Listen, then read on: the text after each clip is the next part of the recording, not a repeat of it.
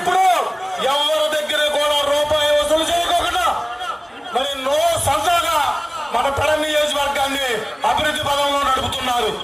No దందా no సంత లేని నియోజకవర్గం పెడ నియోజకవర్గం. నేను 2 సంవత్సరాల్లో మనం చూస్తున్నాం 50 కోట్ల రూపాయలు అభివృద్ధి పదంలో నడిపిస్తున్నటువంటి ఎమ్మెల్యే మన కాగిత కృష్ణప్రసాద్ గారు. మీరు చూస్తున్నారు ఏ పల్లెటూరుకి వెళ్ళినా ఏ ఊరెళ్ళినా మీ భార్య పిల్లలతో వెళ్ళినా ఒక్క గుంతల రోడ్డు కూడా లేకుండా చేసినటువంటి ప్రభుత్వం కూటమి ప్రభుత్వం. మన పవన్ కళ్యాణ్ గారి గురించి మన హరిరామ్ గారు చెప్పారు.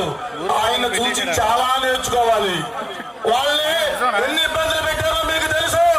వాళ్ళ కుటుంబాన్ని ఏ విధంగా ఇబ్బంది పెట్టారో తెలుసు. సొంత డబ్బులు 30 కోట్ల రూపాయలు కౌలు రైతులకు ఇచ్చాయి.